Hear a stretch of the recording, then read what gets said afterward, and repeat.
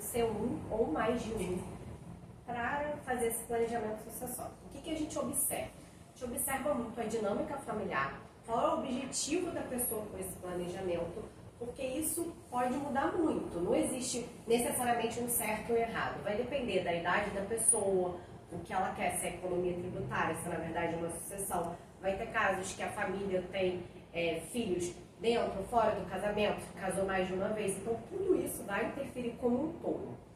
O último tópico que eu vou falar, que é de holding, é um tema maior, que dá pano para manga e é bem complexo. Ao longo do que eu for falando, também eu vou pincelar algumas coisas que vão alterar com a reforma. E no final, eu vou finalizar falando de coisas mais concretas que nós temos com essa reforma. Pois bem, vamos começar falando doação, que é possível fazer com ou sem usufruto. A doação você pode doar bens móveis ou imóveis. Na verdade, você pode doar para qualquer pessoa o patrimônio que você tenha, seja bens imóveis ou móveis.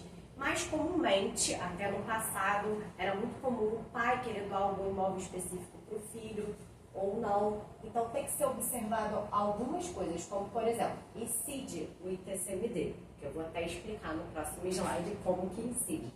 Mas pode ser doado também esse patrimônio como reserva de usufruto. Isso é muito usado, normalmente, em imóveis de locação. Por exemplo, eu tenho um imóvel que eu uso exclusivamente para locação. Eu quero passar para o meu filho, mas eu quero continuar recebendo esse valor de aluguel. Eu coloco esse usufruto, então o meu filho vai ter direito, que a gente chama de propriedade, mas os frutos daquele patrimônio eu vou receber. Mas no caso do usufruto, esse filho pode vender o imóvel? Ele pode vender a propriedade, mas muito difícil alguém querer comprar. Porque a pessoa, como o Marcelo explicou, quando a gente tem a propriedade, a gente tem direito a 4 situações, que é usar, gozar, dispor e reaver. Então, a partir do momento que tem usufruto, a pessoa não vai poder alugar, não vai poder fazer uma série de demandas, até para vender novamente é complicado. Então, é muito, muito difícil. Eu, particularmente, nunca vi alguém querer comprar algo que tem esse gravame de usufruto. É por isso que é muito utilizado. E o gravame fica lá na RGI? Fica no RGI, tem que ficar, senão não tem validade jurídica. O ITCMD, ou ITD, ele é um imposto que sempre vai incidir em casos de morte e em casos de doação, ou seja, inventários ou doações em vida. É cobrado pelos estados da federação e incide na transmissão não onerosa dos bens e direitos. Pode passar. Eu até trouxe uma tabelinha do Rio de Janeiro, para até ficar mais claro. Aqui no Rio, a gente cobra de 4% a 8% do imposto e varia muito conforme o valor. A lei prevê INFIR e a cada ano vai mudando o que significa quanto que vale real. Mas atualmente, basicamente, até R$ 317.611 se paga 4% do imposto. Isso vale, como eu disse, em herança ou doação. E acima de R$ 1.814.920.001 vai ser a alíquota máxima, que é 8%. Essa alíquota não pode ser maior atualmente do que 8%. Isso em cascata? É em cascata. Ou seja, se eu tenho um imóvel de 2 milhões, incide 4% sobre 317, e aí... Não. Se o imóvel é 2 milhões, vai incidir esse valor aqui. Tá 8%, que é acima desse valor. Pois é, porque talvez fosse mais justo isso ser, né? Pegar as partes e aplicar o índice sobre as partes. Não, porque vamos supor, vai ser feita uma doação desse imóvel de 2 milhões. Vai incidir necessariamente esse imposto de 8%. E quando você falece, você observa todo o patrimônio da pessoa. Então não vai ser só aquele imóvel. Se tiver imóvel, carro, vai somar todo o valor e vai ser em cima do montante total. E o valor é o que está declarado no imposto de renda? Então, essa é outra discussão, que eu até vou falar mais à frente, porque tem essa discussão muito severa de valor de mercado e valor histórico. Então, eu vou até falar mais à frente, porque senão vai embolar o meu discurso. A lei também prevê umas possibilidades de isenção. Isso é importante falar, porque às vezes a pessoa está enquadrada em uma dessas hipóteses. Eu trouxe as mais comuns. A primeira nem precisava estar prevista, porque a questão do regime de bens, que a gente já bem frisou, em relação à meação, não excede na transmissão de bens do cônjuge o que for meação. Na transmissão de causa-morte de valores não recebidos em vida pelo falecido, que seja de FGTS, PIS, PASEP, na transmissão que não ultrapasse atualmente o valor de R$ 58.984, quando se doa dinheiro, muita gente não sabe, mas às vezes você doa valores altos para o filho, o certo é incidir esse imposto. A isenção é só nesse valor, atual de R$ 51.044,62. E por fim, quando for transmissão para pessoa física de bens imóveis, esse valor de R$ 272.238. Esse valor de R$ 51.000, ele é por doação ou tem pode ser considerado um período? Normalmente analisa o ano e tem que ter, na verdade, uma fiscalização do fisco para te autuar, digamos. Não é tão comum, até por isso as pessoas desconhecem essa informação. Mas o certo é esse, se doar um montante de 52 mil, já teria que pagar esse imposto. Se você doar, se você doar 50 mil para 2 filhos, nenhum dos 2 paga. Não paga, porque são pessoas É por distintas. pessoa, tá. É por ato, por ato por ano. Tá, então Por se ato tiver por ano, 10 filhos, pode doar 50 por ano para cada 10, um dos 10. Porque são doações distintas, porque são para pessoas distintas. Né? Tá. Uma outra modalidade que se usa muito é o seguro de vida, porque as pessoas às vezes não têm noção, mas é algo muito abrangente. Você pode fazer no Brasil, fora do Brasil, pode se aportar o valor total ou por mês e por aí vai. Muitas pessoas usam isso como mecanismo até para que o herdeiro possa cobrir os custos com impostos, cartório e por aí vai. Porque quando falece, como a gente disse, se o valor está imobilizado, imóveis, o valor em tese está imobilizado. Você precisa pagar à vista os impostos, os custos com cartório, e muitos herdeiros não têm à disposição esse valor. Então, às vezes, você faz um cálculo, aporta no seguro de vida e, assim que falece, o beneficiário vai receber. As vantagens do seguro de vida é que esse valor não vai integrar o patrimônio hereditário. O que isso significa? Esse valor não vai para o inventário. Você pode colocar um beneficiário específico. Tem algumas exceções na lei com impeditivos, mas no geral você pode colocar para qualquer pessoa. Tem isenção no imposto de renda, isso é muito bom, e também não incide o ITCMD. Então muitas pessoas acabam usando esse mecanismo com esse intuito. E também o valor é corrigido. O valor da pólice, conforme passa o tempo, é tudo previsto no contrato.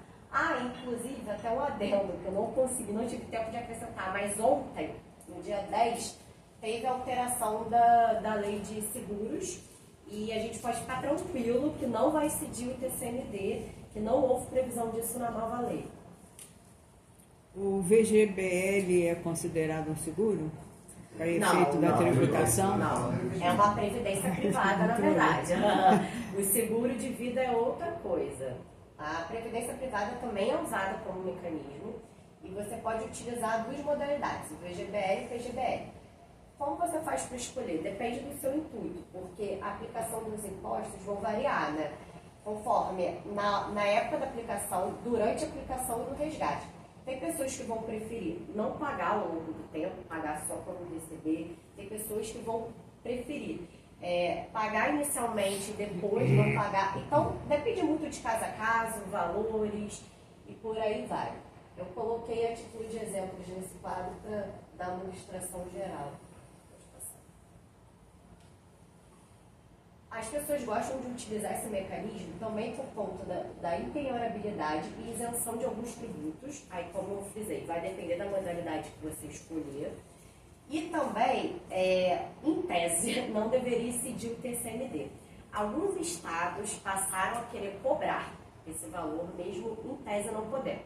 Então, essa discussão chegou no Judiciário, atualmente está no STF, e Em tese, a maioria dos ministros já estão favoráveis pela não tributação. Isso é muito favorável para os contribuintes. Ainda não há uma decisão final, mas a perspectiva é positiva, porque a maioria já se posicionou favorável à não cobrança desse imposto. Principalmente o final da frase ali, né? Que ele considera como um seguro, né? Reconhecer Exatamente. a natureza securitária dos planos. Por isso que É, eu perguntei faz todo se era sentido. considerado Exatamente. seguro. Na minha opinião também faz todo sentido. sentido. Os ministros estão entendendo como seguro e não como algo... O que acontece é que é comum também você criar um plano, quer dizer, você, de repente tem um pai ou uma mãe que ficou muito doente de um dia para o outro vou abrir um plano e aí tem lá um PGBL que durou, sei lá, 8 meses, enfim, então tem casos e casos. tem casos e mais casos. de 5 anos. Tinha uma história de que, seriam Depósitos. valores Que foram- para mais de 5 anos, para menos de 5 anos. Porque como a gente está falando de TCMD, depende muito do estado do Brasil. Tem estados que são mais ferozes na cobrança do tributo do que outros. E o percentual também muda conforme o estado, né? A alíquota máxima é 8, mas tem estados que cobram 2 atualmente. Então, isso também tem diferença. E esse posicionamento que até agora a maioria dos ministros está tendo é contra e não tem nenhuma questão de temporal. Não. Contra e ponto. Contra e ponto, justamente porque eles entendem que, na verdade, tem uma natureza securitária. Tá bom. Legal, Então, ótimo. não deveria incidir. Muito bom. Outro mecanismo também muito conhecido é o testamento. O Marcelo chegou a falar por alto, como estava falando do regime de bens, mas o que muita gente não sabe é que cabe tanto em bens presentes como futuros. Você pode dispor de algum bem em específico ou percentual. Por exemplo, eu quero dar 50%, que é a parte disponível, pro fulaninho. Aí você quer colocar não um bem específico, quer colocar um percentual, isso é possível. Pode colocar algum encargo, condição ou termo para que a pessoa receba esse testamento, esse bem do testamento. E tem 3 modalidades de testamento: público, privado e cerrado. O que eu sempre indico é o público, porque ele tem fé pública e todas as pessoas, inclusive terceiros, vão ter ciência deles. Inclusive, quando você falece, você é obrigado a tirar uma certidão em que sinaliza se a pessoa tem ou não tem testamento. E isso só é possível quando está registrado no cartório. O cerrado não é muito utilizado, mas também é registrado no cartório, mas não é escrito pelo tabelião. E o particular é basicamente o instrumento, como o nome já diz, particular, mas como não está registrado em cartório, ele é mais passível de questionamentos, até porque não se sabe se a pessoa fez sozinha, se foi induzida, coagida e por aí vai. O que eu acho interessante também sinalizar, as pessoas acham que o testamento só serve para colocar o patrimônio específico. Não, ele também serve para dizer, reconhecer paternidade, instituir condomínio, pode ser nomeado um tutor para o filho. Muitos pais que têm filhos com condições especiais usam esse mecanismo. Você pode instituir um bem de família, o testamento também. Então, é algo que tem muito mais função do que as pessoas acreditam. Instituir um condomínio seria isso? Porque às vezes você tem várias pessoas que são proprietárias de um imóvel, isso não está registrado dessa forma, e você quer deixar ali consignado, que, na verdade, que condomínio é um conceito jurídico, que não é o condomínio ali do prédio que a gente está acostumado a falar, entendeu? Condomínio pode ser pessoas que tenham copropriedade de um bem imóvel. Por exemplo, eu e o Marcelo, a gente é sócio, a gente decide comprar uma sala comercial. A gente vai ter lá em condomínio a propriedade daquele imóvel. Entendi. Só que você pode levar isso a registro ou não. Não estando em registro, se eu quiser deixar, de certa forma, isso sinalizado por algum medo ou receio, eu coloco no testamento. Entendi. E o último lá, instituir bem de família, você incluir um bem que estava perdido? Não, olha só. Basicamente, muita gente compra um bem e destina a moradia da família, certo? Você pode instituir isso ou a lei dizer que já é. Aí vamos supor que você está com um certo receio. Eu vou falecer E eu não sei se vai ser penhorado aquele bem ou não, porque sendo bem de família, tem algumas vantagens legais. Por exemplo, algumas dívidas que tenha deixado em vida, não vai incidir no bem de família. Então, é empenhorável. Eu não Então, conhecia esse termo, tá? Bem diferente. é bem comum esse termo jurídico e muita gente gosta de deixar já registrado, não é obrigatório. E isso só vale para imóveis? Para imóveis, Tá. Um imóvel residencial. E a pessoa tem que realmente morar ali, estar realmente usando aquele bem. É de caráter social nesse caso. Exatamente. Você não pode instituir um bem de família, as ações que eu comprei, não. Não. Esse item é específico para imóvel. É porque a lógica do bem de família é tutelar o direito à moradia, Sim, o direito constitucional. Então, é só realmente Eu não bens conhecia imóveis. isso, tá? Funciona para não perder o imóvel no caso de uma dívida que o dono tenha de Isso, trabalho, alguma coisa, né? Tem algumas exceções que, mesmo sendo bem de família, vai incidir, mas são exceções muito específicas, como dívida de PTU. Pode perder o bem de família. Dívida trabalhista da pessoa que trabalha na casa, também é uma exceção. Mas se for trabalhista de algo que não tem relação com a casa, não. Então dá uma certa segurança maior. Condomínio também. Condomínio também. É um caso clássico de perder. E uma coisa interessante também do testamento é a revogação. Porque às vezes você faz um testamento hoje, o cenário muda, você se arrepende. Então, pode ser de uma forma tácita ou expressa. A forma tácita, muitas vezes acontece, a gente já até se deparou com uns casos recentes. A pessoa tem 2, 3 testamentos registrados.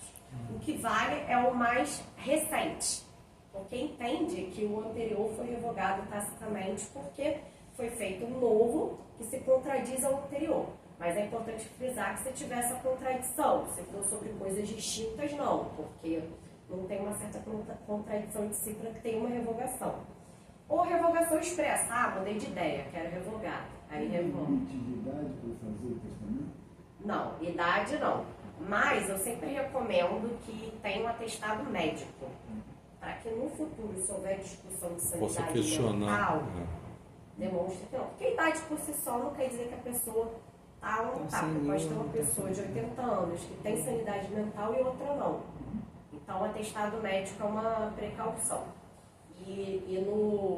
Quando faz no público, no tabelião também ele analisa se a pessoa não está sendo coagida, se está com consciência mental, até por isso também é mais seguro no público. De qualquer forma, em função do que foi falado, desculpa, seu nome, Marcelo falando nisso, faz sentido você fazer o testamento para aqueles bens que não estão na regra, né? Como é que o nome é? Disponíveis. Isso. Eu até coloquei como ponto de atenção Tá aí, tá o certo. primeiro Legítimo, ponto, isso respeito à mesmo. legítima, Tá certo. porque senão o testamento vai ser anulado. Então, isso é muito importante, porque às vezes a parte disponível, que é, sei lá, dar uma parte disponível para um terceiro que não tem nem parentesco, você pode. Mas também, às vezes, o filho tal cuidou de mim na velhice, eu quero dar um percentual maior, eu não posso mexer na legítima. Mas uma forma de você dar um percentual maior é dando essa parte disponível. Claro.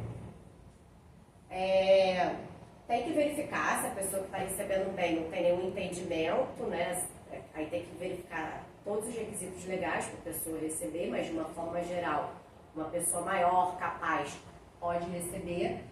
E isso também é um ponto bem relevante. Eu não sabia disso. Se o herdeiro falecer, porque vamos supor, a regra natural da vida é o pai falecer antes do filho, mas vai que uma infelicidade o filho falece.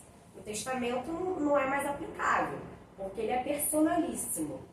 Então, o que eu normalmente oriento, coloca mais de uma pessoa. Se fulaninho falecer, esses bens vão para ciclano. Ou então, não, se fulaninho falecer, eu não quero que seja feito assim, então eu quero que vá para inventário.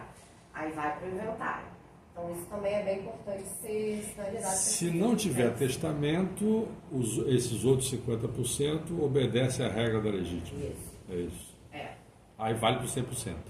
Vale por 100%. Aí vai ter que verificar se tem os herdeiros, né? Se tem descendente, não. Tá certo. Holding. Esse é o tema que dá mais pano para manga e mais complexo, mas é um mecanismo muito eficaz. Eu não sou o tipo de advogado, tem basicamente dois tipos de advogado. Uns que defendem que holding é para todo mundo, qualquer patrimônio, e outros que acham que não. Eu sou da teoria de que não é para todo mundo, vai depender muito de caso a caso e objetivo. Se a pessoa quer uma economia tributária, vai depender do valor do patrimônio, se o bem é usado para alocação, se não é usado para alocação, vai depender da dinâmica familiar, se tem muito conflito, se não tem conflito. Mas a holding nada mais é do que uma pessoa jurídica, é constituir uma empresa. Ficou popular esse termo, mas nem precisa necessariamente ter um KNAI de holding registrado. Pode ser qualquer pessoa jurídica que tenha o intuito de guardar o patrimônio. Muita gente chama de célula-cofre, que é uma forma fácil de visualizar. Basicamente, você, pessoa física, tem um acervo patrimonial e você vai passar esse acervo para uma pessoa jurídica, objetivando ou transferir essa propriedade para os filhos ou cônjuge, ou até mesmo falecer com essas cotas e fazer associação normal. Ela pode ser SA ou limitada, muito mais comum ser limitada, que é um regime mais prático contabilmente falando. E quais são as vantagens de se fazer uma holding? Porque muitas pessoas, quando falam pessoas jurídicas, ficam assustadas, mas não é tão complicado quanto parece, a depender do caso. A proteção patrimonial é muito usada principalmente por empresários, porque empresários têm grandes riscos de ter o patrimônio atingido enquanto sócio da empresa, em dívidas trabalhistas, dívidas bancárias e por aí vai. Então é uma forma de proteção. Tem a facilidade na sucessão, porque já é tudo pré-determinado, já há uma certa divisão ali em vida, evita conflitos familiares e você também organiza o patrimônio. E a economia tributária em várias camadas, porque tem uma certa economia quando passa o patrimônio e depois quando passa para os filhos. Mas, como eu disse, vai depender do volume patrimonial da pessoa, se o imóvel serve para alocação, se serve para moradia e por aí vai. Agora, no caso da holding, como é que fica a história da legítima? Então, também tem que ser respeitada a legítima, porque senão, lá na frente, pode ser questionado. Então, no geral, eu estou fazendo a holding no intuito de passar para os meus filhos. Normalmente, a gente coloca o casal, se for o casal, né? E depois faz a sucessão das cotas da empresa para os filhos. Mas não tem como colocar o percentual maior para um ou para outro, ferindo a legítima. O que pode fazer é seguir aquele regramento disponível. Mas a legítima sempre tem que ser respeitada, senão vai ter esse questionamento. Imunidade do ITBI. Esse é um dos fatores que faz com que as pessoas queiram colocar o patrimônio na rua. Primeiramente, o que é ITBI? É um imposto que você sempre paga na transmissão de bens imóveis. Seja na compra e venda, seja essa passagem de pessoa física para jurídica, incide esse imposto, que é previsto nos municípios, então vai variar conforme o município do imóvel, e a imunidade, basicamente, é um benefício que o fisco te dá, que fala que não incide se você colocar esse bem imóvel no capital social da empresa, ou seja, nessa holding. Então, se colocar como integralização de capital, você, em tese, não precisaria pagar esse tributo. Existe até uma discussão, que estava até no final volta ali rapidinho, isso é importante falar. No final, fala a questão da preponderância da atividade da empresa. Se você utiliza os imóveis para alocação ou compra e venda de outros imóveis, tem pessoas que vivem disso. Você vai perder essa imunidade. Você pode até conseguir inicialmente, mas se tiver uma fiscalização, você pode perder essa imunidade. E o que é preponderância? Acima de 50%. É o que o nosso Código Tributário Nacional diz. Outra discussão que veio com relação ao ITBI. O ITBI é um dos impostos mais discutidos no judiciário. Uma das discussões até interessante vocês saberem, porque também vale para uma compra e venda normal de qualquer bem imóvel. Quando você faz uma transação, você fala para o fisco quanto você está vendendo aquele bem. Por exemplo, eu tenho um bem de 400 mil, eu estou vendendo por 400 mil. Mas o fisco passou a querer dizer quanto que aquele bem vale como valor de mercado. Isso é um grande problema, porque ao invés de incidir esse imposto dos 400 mil, pode ser que incida, sei lá, 1 milhão, se o fisco achar que o valor de mercado é 1 milhão. Obviamente, teve muita briga no judiciário com relação a isso, e foi pacificado o entendimento no STJ que o contribuinte tem presunção de veracidade. O que isso quer dizer? Se eu estou dizendo que é 400 mil e eu vendi por 400 mil, presume que é verdade. Se o fisco acha que é mentira, então ele precisa comprovar essa questão de uma forma não unilateral, de uma forma comprovada, ou por que ele chegou naquele valor, e por aí vai. Outra grande discussão que chegou é no alcance ou não dessa imunidade no caso da holding, né? Porque os municípios passaram a adotar esse tema, aí a gente vai entrar naquela questão do valor histórico e valor de mercado, que também dá muito pano para mão. Basicamente, quando você compra um imóvel, quanto mais antigo, ele tende a estar desatualizado no imposto de renda. Então, se eu comprei um imóvel lá na década de 70, principalmente, que é uma moeda diferente, era um valor diferente do imóvel, tende a ser muito mais baixo que hoje em dia. Então, isso pode dar problema no ITBI, por o valor de mercado ser muito mais alto, e você tem que pagar um imposto em cima disso. Na holding, a gente sempre gosta de colocar o valor histórico, justamente para não pagar outros impostos de ganho de capital e por aí vai, mas o fisco começou a querer cobrar uma diferença de valores. Vamos supor, voltando ao exemplo, o imóvel é 400 mil no imposto de renda, eu passei para a pessoa jurídica como 400 mil. Aí o fisco vai e diz que é 1 milhão.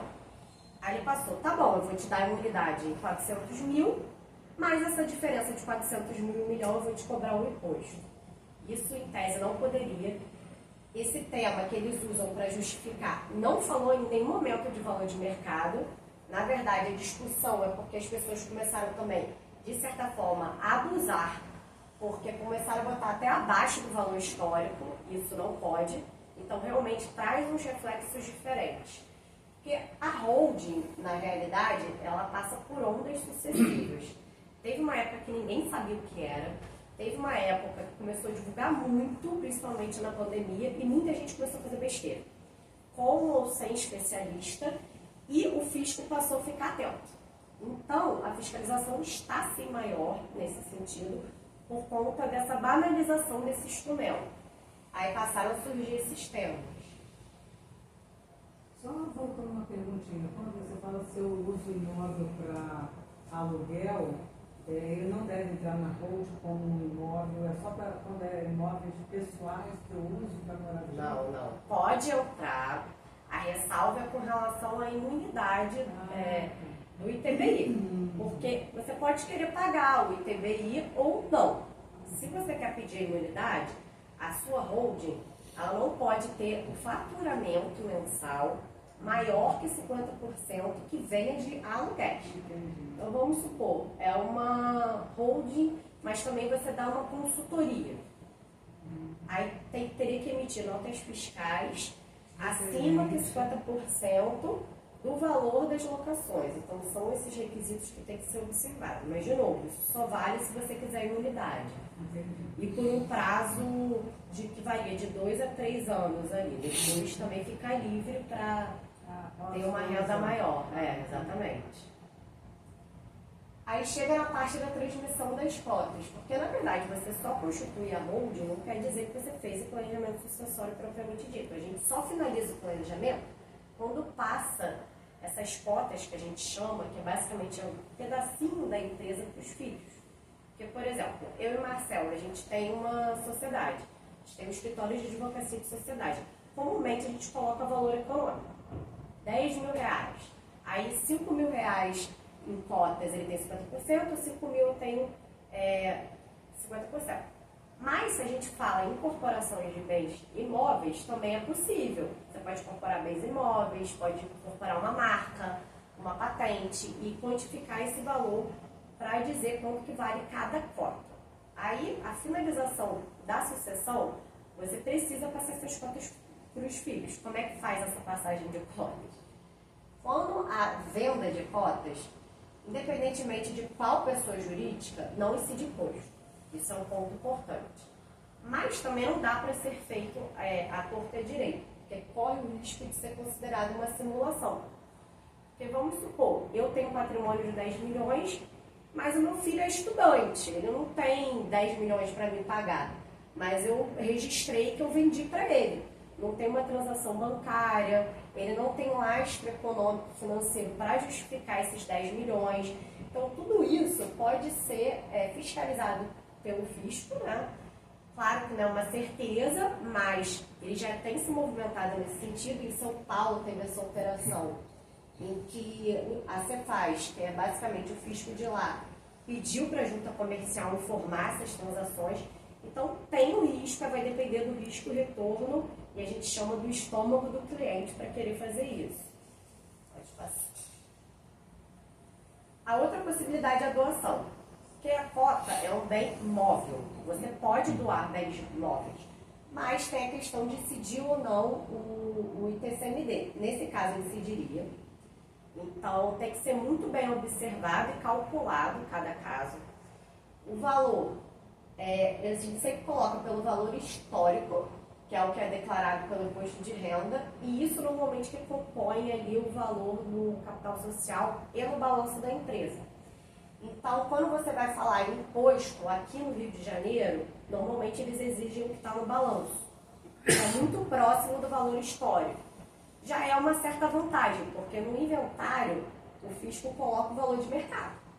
Então, se está 400 mil e o imóvel no valor de mercado é 1 milhão, aqui na holding você vai colocar pelo valor, o percentual no valor histórico. Já é uma certa vantagem. Tem a previsão de avaliar o patrimônio e colocar valor do mercado, mas não é comum. É só uma possibilidade, mas como o fluxo também é muito grande, muitas das vezes nem tem essa questão. E vai variar de estado para estado. Tem estado que não, só fala em balanço patrimonial. Aí a gente até entra nessa questão da livre escolha do domicílio fiscal. Eu não sei se vocês sabem, mas você pode escolher o seu domicílio fiscal. Não precisa ser necessariamente no Rio de Janeiro. Muito usado no planejamento sucessório o estado do Amazonas, porque ele tem só 2% do ITCMD. Então vamos supor, lá no início, você está pensando já em transmitir as cotas por doação, você já constitui no Amazonas, porque a diferença é brutal. Você tem patrimônio de 10 milhões, colocar 8% ou 2% faz total diferença. Então a gente faz todo um trâmite, uma constituição lá no Amazonas. Hoje em dia é tudo online, é tudo facilitado, é possível. E muita gente economiza muito dinheiro fazendo esse trâmite. Chegamos na fatídica reforma tributária. Na reforma tributária, o que a gente tem até então? Ainda sobre a hoje, nós falamos muito de imóveis. Isso. E que vantagens eu tenho em relação ao que não é imóvel? Em construir a hoje? Então, basicamente vai depender do seu objetivo. Investimento, né, por exemplo. É possível passar o investimento, e se seu objetivo for sucessão, vale a pena, porque não vai para inventário, já vai para pessoa jurídica. E a pessoa jurídica não morre. Então, a partir do momento que já passou as cotas para o seu filho, já está feito. Não vai ter inventário, não vai ter nada. E essa passagem de cotas não incide imposto? Então, vai depender. Compra e venda ou doação. Foi o que eu expliquei. Tá. Mas também tem essa questão de ser pelo valor histórico, que tende a ser muito mais barato que o valor de mercado. Mas, por exemplo, quando a gente fala de grandes patrimônios, Silvio Santos, que é um caso recente, ele não deixou inventário. Ele tinha uma holding, e na holding ele já deixou tudo definido. Inclusive, uma filha dele que está à frente da SBT há um tempo, ela ficou à frente do negócio. Ele já deixou a governança estabelecida.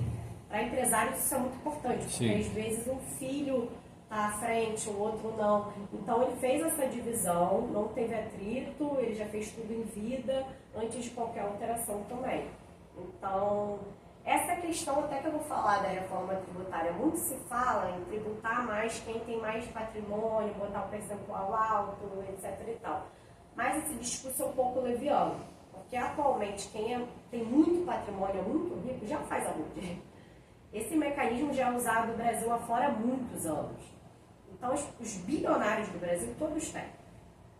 A mais rica do Brasil, a cônjuge sobrevivente do Banco Safra, hold. Roberto Marinho, hold. Silvio Santos, hold. Então, já é um mecanismo que já é utilizado e não tem esse tributo no inventário, como as pessoas têm sinalizado. Mas, com relação à reforma, o que é importante distinguir? Basicamente, quando a gente fala de sistema tributário específico, o Brasil é bem complexo. E a gente tem uma previsão na nossa Constituição, que a gente chama de Carta Maior, e no Código Tributário Nacional. Essas duas legislações, você basicamente fala as regras gerais. O fato gerador, que é basicamente, se você falece, vai incidir TCMD. Só essas duas legislações que podem falar sobre isso. As regras de competência, tal tributo o município que cobra, outro tributo é o Estado que cobra. Essas regras mais gerais, os princípios, são essas legislações. Mas os entes federativos têm autonomia para definir alíquota, procedimentos e por aí vai. Eu até dei o exemplo do Amazonas e Rio de Janeiro. As alíquotas são diferentes, eles têm autonomia para isso. Você tem um teto, que é respeitado, de 8%, mas você não é obrigado a cobrar os 8%. Você pode cobrar 2%, pode cobrar 3%, pode cobrar 4%, por aí vai. As isenções também, cada estado vai ter a sigla específica e pode passar a opção. Eu estou frisando isso porque, na verdade, o que a gente teve foi uma emenda na Constituição. Ou seja, um regramento geral. Mas muita coisa vai ter que ser por lei complementar dos estados, municípios e por aí vai. Então, a gente ainda está num certo cenário de incertezas, que algumas coisas já foram sinalizadas mudanças, já foram aprovadas, outras ainda não foram aprovadas, então tem que tomar muito cuidado quando se fala efetivamente de lei ou projeto de lei. Até porque quando a gente fala em planejamento sucessório, a gente precisa ficar atento nesses 4 tributos. E o que mais teve alteração até agora foi no TCMD. Não quer dizer que não vai haver novas alterações, mas por enquanto é o que mais teve impacto. Mas quando a gente faz o planejamento, a gente observa o TCMD, o ITBI, o Imposto de Renda e, em alguns casos, o laudêmio. Vou começar pelo laudêmio, que é relativamente mais fácil de entender. Basicamente, são áreas em que é da União, da Marinha, em alguns casos até da família real, e tem alguns requisitos, e basicamente você paga para ter acesso a esse bem, que quem tem casa de praia tem que pagar, quem mora próximo à praia tem que pagar o laudêmio. A taxa é basicamente 5% no valor do imóvel, e um ponto importante, tanto em herança quanto em doação, não incide esse laudêmio. Então isso é muito bom, porque em alguns casos vai valer a pena na doação, porque você não vai pagar isso, e no ITBI, que é na transmissão onerosa, você teria que pagar. Quando você incorpora o bem, apesar de você ter imunidade do ITBI, você tem que pagar o laudêmio se for perto do mar. E tem uma discussão, até eu trouxe para sinalizar apenas, de não cobrar mais esse laudêmio. Mas esse projeto é de 2011 e não anda, não sabemos se vai para frente ou não. O imposto de renda. Tem aquela discussão de valor histórico, valor de mercado e ganho de capital. Porque basicamente hoje em dia, se você vende um bem imóvel e você declara que é 400 mil e vende por 1 milhão, você paga um ganho de capital em cima disso. Seja pessoa física, seja pessoa jurídica. Até por isso que eu sempre recomendo na hold colocar o valor histórico. A não ser que o desconto seja bem alto no valor de mercado, que a receita, quanto mais antigo é o imóvel, vai dando uns descontos. Mas, no geral, a gente coloca o valor histórico. Isso também tem que ser observado muito no inventário, porque pode incidir o ganho de capital nessa diferença de valor histórico e de mercado. Então, trabalho conjunto, na verdade, do advogado com o computador, né? O fatídico TCMD. Tem uma resolução do Senado atual que prevê a alíquota de 8%. Mas, desde 2019, tramita um projeto de lei para aumentar para 16%. O governo atual já sinalizou em múltiplos discursos que pretende sim aumentar, mas depende muito do Senado. Então, não sabemos se vai aprovar esse projeto de lei específico para 16 ou se vai arquivar, vai propor um novo projeto. Mas fato é, a chance é bem alta de aumentar essa alíquota teto. Então, isso especificamente pode dar muito impacto, tanto no inventário quanto na doação em vida, né? Um ponto relevante também, que desde 2013, o STF já disse que os estados podem cobrar de forma progressiva esse imposto. O que isso quer dizer? Você pode cobrar 2, 3, 4, a depender do valor, como o Rio faz. O Rio é um exemplo clássico. Inclusive, em 2017, que alterou essa lei, muita gente correu para fazer a doação antes de ter essa alteração. Antes era 4 para todas as possibilidades. Quando teve essa decisão, ele passou a querer fazer a progressividade. A grande mudança é que agora é obrigatório, a emenda já disse que vai ser obrigatória essa progressividade. Então, no caso do Amazonas, que é 2% hoje em dia, ele vai ter que fazer uma progressividade. Não necessariamente chegue a 8 ou a 16, se for aprovada aquela lei. Pode ser feito como ele quiser, digamos, mas tem que ter uma certa progressividade, nem que seja 2, 2,5, 3, a depender do valor. Esse ponto da alíquota eu já reforcei.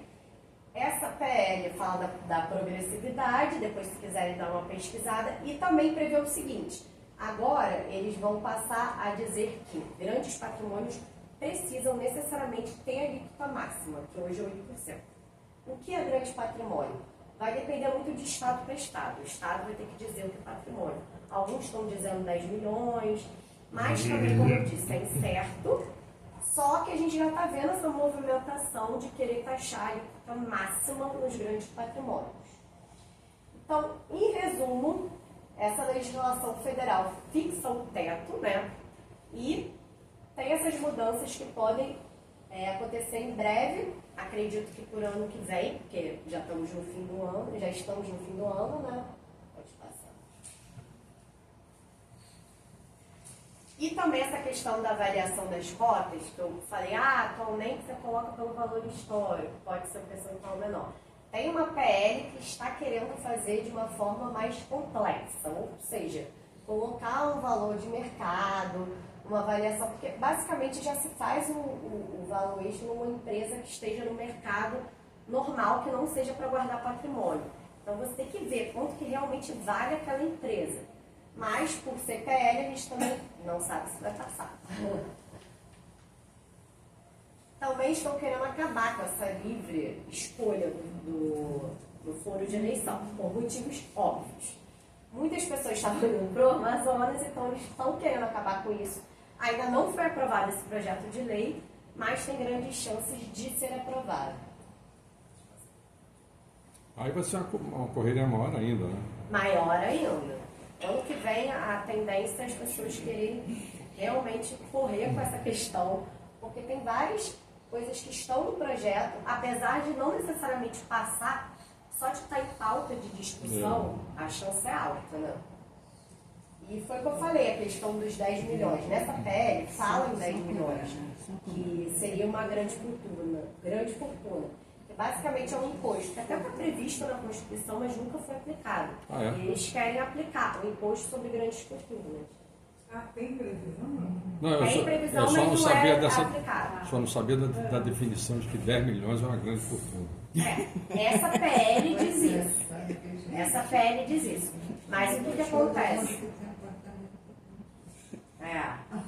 Mas o que acontece? A PL vai passar pelo Congresso, né? Então, pode ser que eles oscilem, falem que é maior, não é maior.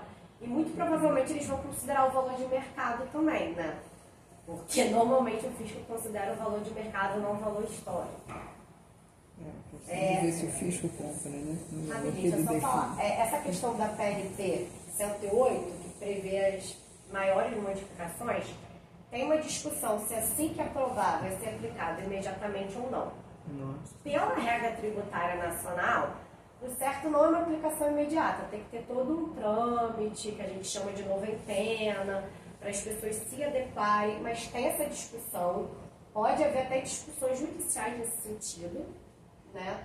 Mas não sabemos as cenas dos próximos capítulos.